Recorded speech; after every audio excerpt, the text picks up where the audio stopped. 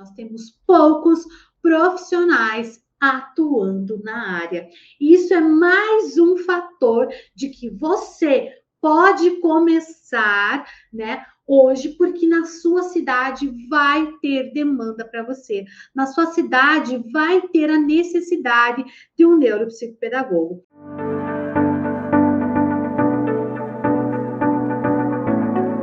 Seja muito bem-vindo, seja muito bem-vinda. Eu sou a Karen, neuropsicopedagoga, e eu ensino profissionais a começar os atendimentos e viverem de neuropsicopedagogia. É possível viver de neuropsicopedagogia? Será que é possível viver de neuropsicopedagogia? Sim, porque a neuropsicopedagogia ela é uma profissão remunerada. Então, se ela é uma profissão remunerada, eu posso viver dessa profissão, certo? Eu posso sim viver de neuropsicopedagogia. Mais do que isso, a gente já viu durante essa semana que a neuropsicopedagogia, enquanto profissão, ela é reconhecida pela CBO. Nós temos duas atuações enquanto neuropsicopedagogo. O clínico, que é reconhecido ali pela CBO 239440, e o institucional, que é reconhecido pela CBO 239445. Então, sim, é muito possível viver de neuropsicopedagogia. Mais do que isso, gente, existe muita demanda para o trabalho do neuropsicopedagogo. Olha só, o neuropsicopedagogo, ele tem como público-alvo de atendimento desde crianças, desde bebês, tá? Desde bebês até idosos. Quantas pessoas nós temos de população? Quantas pessoas tem aí na sua cidade, de bebê a idosos, que às vezes precisam ali de estimulação cognitiva, de estimulação para o desenvolvimento, de reabilitação cognitiva, de auxílio para que não perca suas habilidades já adquiridas. Então, a gente tem público, demanda muito grande. Se fosse só isso, né? Por exemplo, vamos falar aí de bebês, né? Se a gente pensasse em quantos bebês nascem, né? Quantas crianças nascem por dia, quantos bebês precisam de auxílio para o desenvolvimento. Aí a gente pensa assim, só os prematuros. Ok, já é uma parcela imensa dos bebês que nascem, principalmente, né, hoje no país. Muitos bebês aí estão nascendo com prematuridade. Então, eles vão precisar de uma intervenção precoce. Então, não é só uma estimulação para que venha o desenvolvimento natural. Os bebês prematuros, eles têm uma predisposição de risco, né, a atrasos no desenvolvimento. Então, a gente precisa estar preparado para atender essa demanda. Outra demanda muito importante são as crianças, né, ali de 2 até os seus 6 anos, que elas estão em idade pré-escolar, de 2 a 4, de 4 a 6. Muitas dessas crianças estão com atraso no desenvolvimento, nasceram na pandemia ou passaram seus primeiros anos de vida na pandemia e não tiveram as oportunidades de interação social, de comunicação, né? E todas essas questões que podem ter prejudicado o desenvolvimento dessa criança, mudado os marcos por falta do estímulo necessário.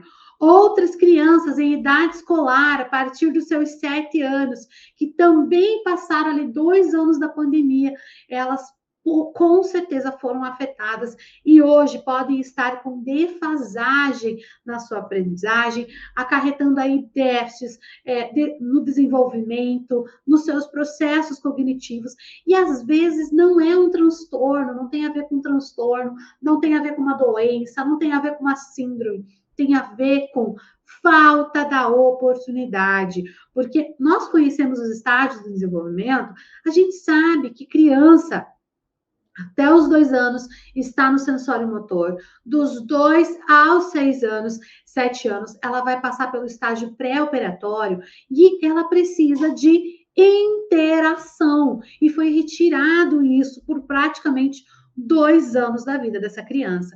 Então, isso traz impactos onde nós, neuropsicopedagogos, precisamos auxiliar no desenvolvimento dessas crianças por meio de estimulação cognitiva para que elas possam alcançar os marcos esperados para a idade. E a gente está falando só em criança que nem entrou na escola. Agora pensa, a criança que entra na escola com a defasagem, com a dificuldade, fora aqueles que já têm um transtorno que pode estar afetando ali o desenvolvimento, que pode estar afetando o seu processo de aprendizagem, temos uma demanda imensa.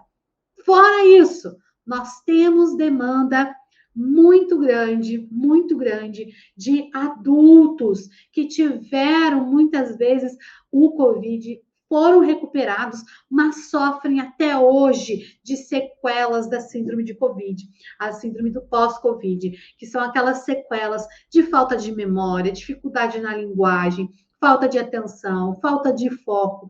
Tudo isso é objetivo do neuropsicopedagogo intervir.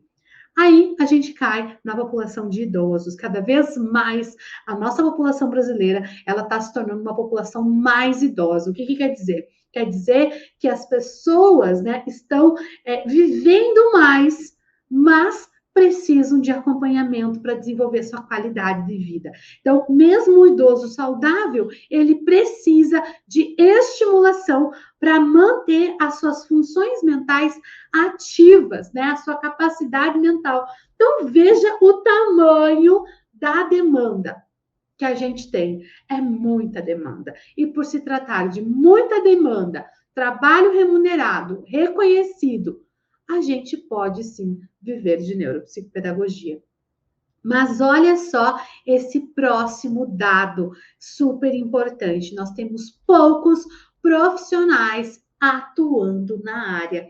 Isso é mais um fator de que você pode começar, né, hoje, porque na sua cidade vai ter demanda para você. Na sua cidade vai ter a necessidade de um neuropsicopedagogo. Eu tenho um relato de uma aluna que é uma cidade do interior aqui do Paraná, minha cidade natal, inclusive, Ponta Grossa. Quem é Ponta Grossense? Temos algum Ponta Grossense aí? Bom, Ponta Grossa, ela mora em Ponta Grossa, ela atende lá hoje, né? Minha cidade natal, nasci lá, sou Ponta Grossense. E a Camila, ela começou o método, ela é turma 1 lá de 2020.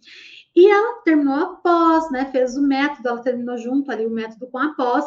E quando ela começou os atendimentos na clínica, na verdade, no atendimento clínico, né? Ela montou um espaço na casa dela.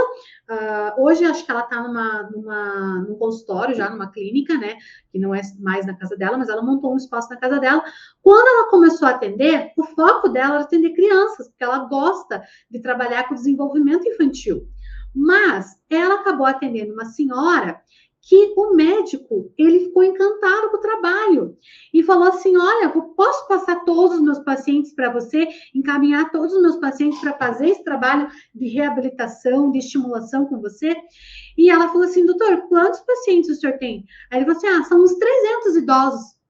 Aí ela relata, tem um vídeo dela, inclusive, relatando isso, que ela fala assim, nem que eu trabalhasse de manhã, de tarde, de noite, eu não ia conseguir dar conta de atender essa demanda de um médico só de idosos. Então, assim, a gente tem muita demanda. O que falta são profissionais atuando na área. Por isso que é possível viver de neuropsicopedagogia, porque eu te garanto que é possível começar, mesmo sem clientes, mesmo sem instrumentos e mesmo sem consultório. E essa promessa que eu faço para você, eu só falo porque não é história da carochinha, porque é possível.